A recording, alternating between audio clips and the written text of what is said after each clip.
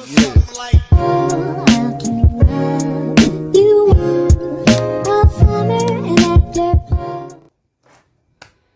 guys, and welcome back to my channel. My name is Eghe and this is Fictional Haven.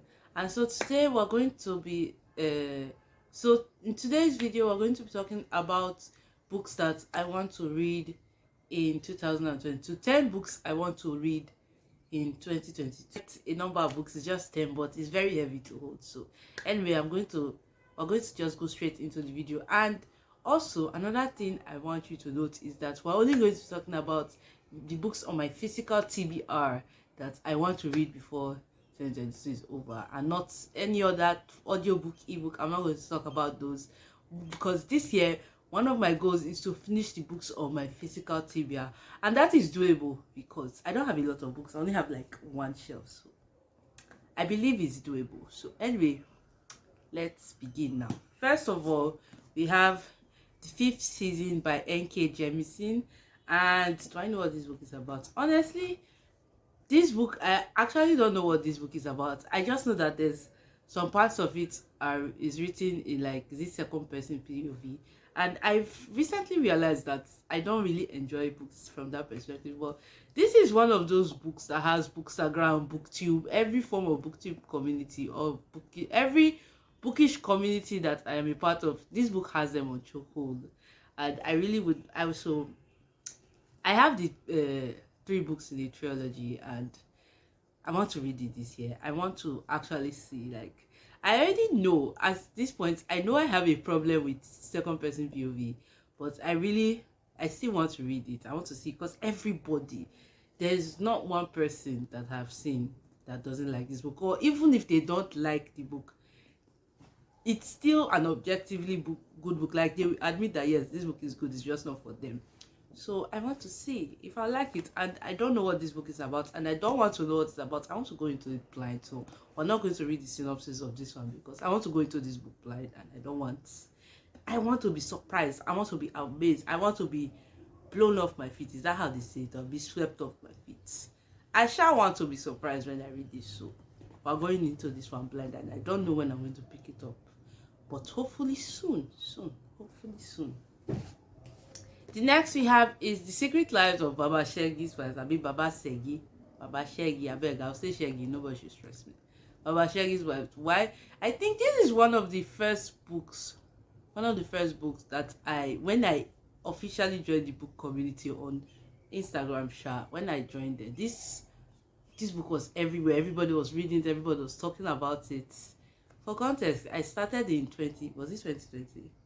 Yes, I started Bookstagram 2020, but yeah, around that time I just kept on seeing this book everywhere. Everybody was talking about it, reading it, and yeah, I wanted to know what's about. So I finally have my own I got my copy last year, and now I'm ready to read it. And I heard that there's going to be a movie about it soon, like they're making a Nigerian adaptation. The next we have is Panchiko by Minji Lee. I've actually started this one. Like, I've read the first part. I think there are like 3 or 4 parts. I've read the first part in this book, and it was so good. Like, I really enjoyed it. I don't just know when I'm going to finish the entire book. But for context, I started the first part December last year, and I finished it January this year. And I don't know where I'm going to continue. Like, it's really good. I just have a problem with physical books. It's easy for me to read ebooks or audiobooks, but physical, it's a struggle. So I don't know when I'm going to pick this up next, but I really enjoyed the first part. I don't know what is going to happen for the rest of the book. Let's just, to refresh my mind, let's read what this book is about. So, a club-footed, cleft lip man marries a 15-year-old girl. The couple have one child, their beloved daughter Sunja. When Sunja falls pregnant by a married yakuza, the family face ruin. But then a Christian minister offers a chance of salvation, a new life in Japan as his wife, following a man she barely knows to a hostile country where she has no friend and no home. Sunja's salvation is just the beginning of her story. So that is it. First of all, this cover is really nice. Like, this cover. Come on, come on. The cover is really nice, and the book is, at least from what I've read so far, the book is amazing. So I don't know when I'll finish it, but soon, hopefully very soon, because the movie is coming out in March. March is so close, and this is already February, so we need to get moving. I don't know when it's going to happen, but Panchiko, we have to read you. I have to read Panchiko. What we have is Legend Born. Oh my god. Legend Born and the next book, Ringbearer. These two books, Bookstagram, my style of Bookstagram has them on chokehold. And yet, particular certain people that I always see talking about these books, there's Ashana Books, Oyinda Loves Books. Those two people, like, they carry this book on top of their heads. It is like government work for them at this point. And I got it last year because the cover was really nice, honestly. I won't like the cover. And when it came out, everybody was talking about it. But these two people, I have to mention them. These two people, they carry this book on top of their head. Oyinda and Ash from Ash Loves Books. This book is, yeah. Anyway, apart from that, I want to read this year because I bought it last year, and the book 2 is coming out very soon, and I don't still know what book 1 is about. The plan is to wait for book 2 to come out and get the 2 and then read them together. But let's face it, even when I get the book 2, I may never still read this, so I will just read this now whenever I have the chance. Hopefully, we're praying and crossing our fingers, I'll read this year. Then we have Redbearer by Jordan Ray Ifueko. Oh my god. I almost said Ifueko because that's how everybody over there at the other side of the ocean, Oyibo people, abroad people, that's how they say Ifueko, but it's Ifueko. I know I'm ranting. This, you don't really care for this. But anyway, Redbearer by Jordan Ray Ifueko.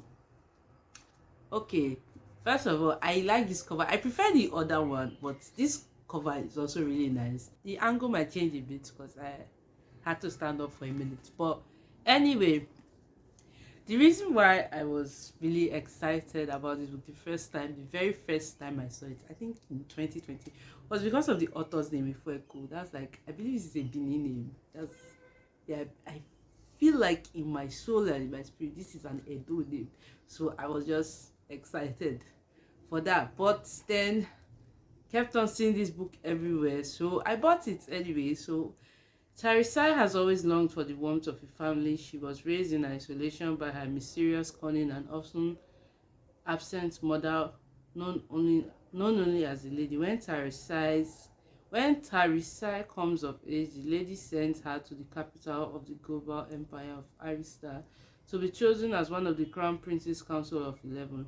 If she speaks, she will be joined by the other council members through the ray, a bond deeper than blood. But the lady has other ideas, including a magical wish that Tarisai is compelled to obey. Kill the crown prince once she gains his trust. I nearly butchered that one. Anyway, Redbearer, hopefully I read it this year. We're praying and hoping. The next is 10 minutes and 38 seconds in a Strange World by Elif Shafak. Honestly, first of all, when this book, I don't know when it came out, but at some points on Bookstagram, I said on Bookstagram, everybody was talking about this book, everybody was reading it, people were loving it. And I was curious, and then I finally had a chance to get myself a copy. So I have my copy, and now I want to read it this year. I'm going to read it this year. So in the pulsating moments after she had been murdered and left in a dumpster outside Istanbul, Tequila Leila enters a state of heightened awareness. Her heart has stopped beating, but her brain is still alive for 10 minutes 38 seconds. While the Turkish sun rises and her friends sleep soundly nearby, she remembers her life and the lives of others, outcasts like her. Tequila Leila's memories bring us back to her childhood in the provinces, a highly oppressive milieu with religion and tradition, shaped by a polygamous family with 2 mothers and an increasingly authoritarian father. Escaping to Istanbul, Leila makes her way into the sordid industry of sex trafficking, finding a home in the city's historic streets of brothels. This is a dark, violent world, but Leila is tough and open to beauty, light, and the essential bonds of friendship. In Tequila Leila's death, the secrets and wonders of modern Istanbul comes to life, painted vividly and captured by the captivating tales of how Leila came to know and be loved by her friends. As her epic journey to the afterlife comes to an end, it is her chosen family who brings her story to a buoyant and heartbreaking conclusion. That was a lot. Yeah. I really want to read this because I'm also interested in this author. Like, I always see people talk about this author and how her books are never a miss. So I want to experience an El Shafak book. And then we have Amal Unbound by Aisha Said. Honestly, the cover. First of all, let us appreciate this cover. Like, a beauty, a speck. I need to get something to say, but like the cover. Anyway, this is a middle grade book, and yeah, I don't have any reason. I just have it. I've just had it on myself for a long time now, and I want to read it because the cover is giving, so the book has to give, and I have to find out. Anyway, so a beautiful there's a synopsis. 12-year-old Amal's dream of becoming a teacher one day is dashed in an instant when she accidentally insults a member of her Pakistani village ruling family. As punishment for her behavior, she's forced to leave her heartbroken family behind and go to work at their estate.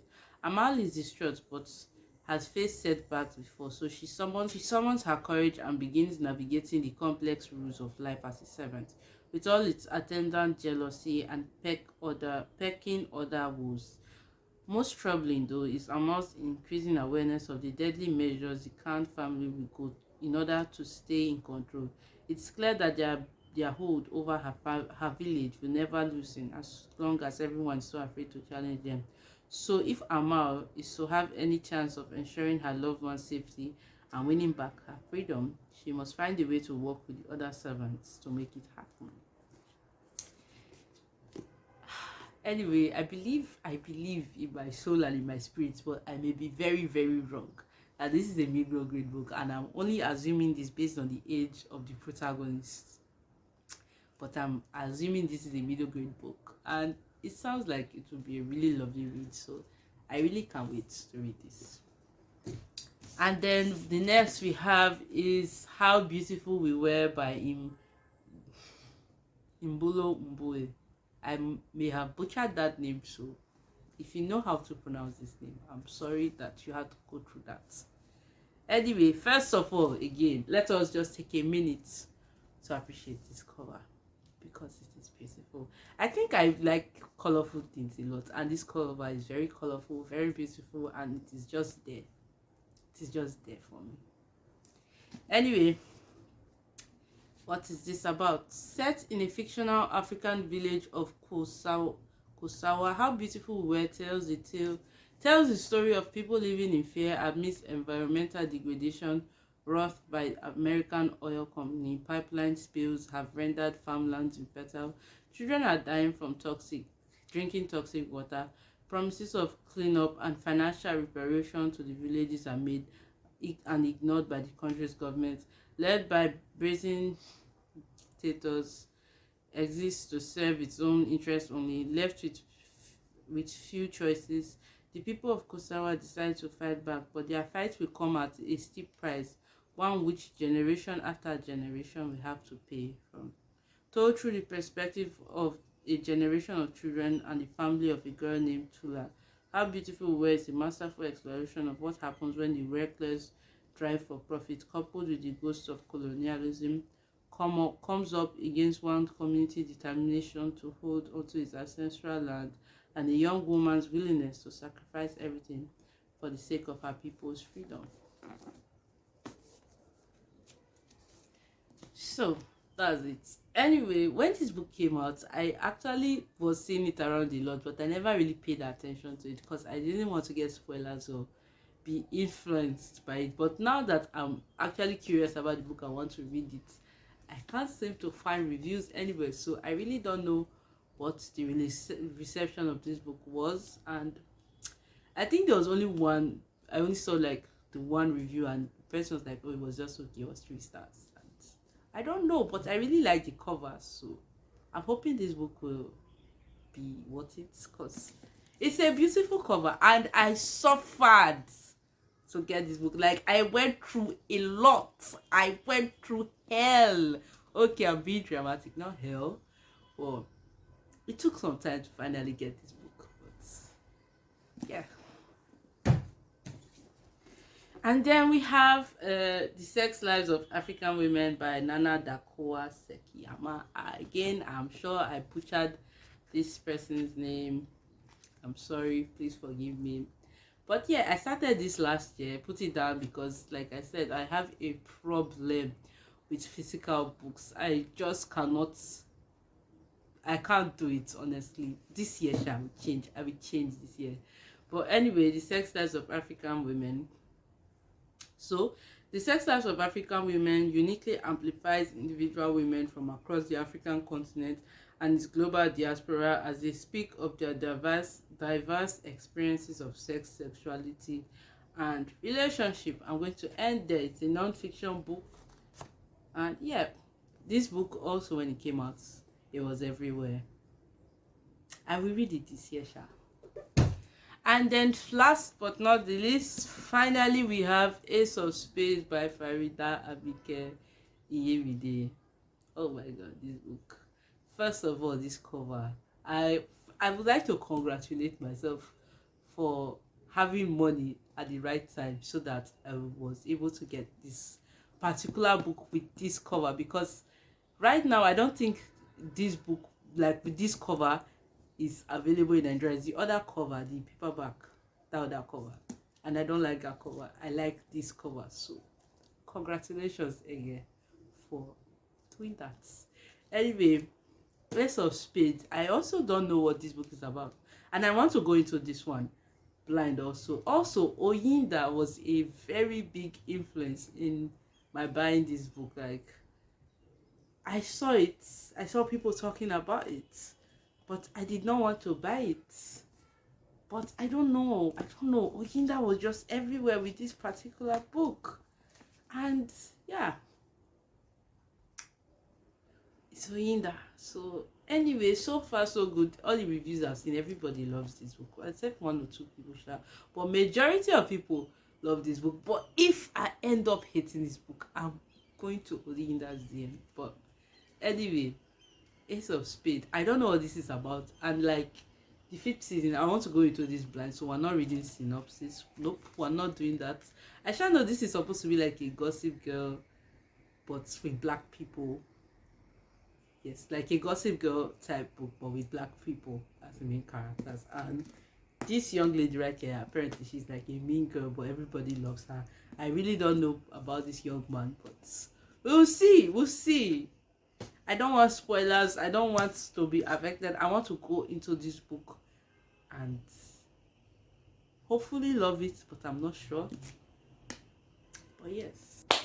So we've come to the end of this video, and thank you for watching me so far, and I'll see you in my next video. Don't forget to like, subscribe, comment, share, and I'll see you next time.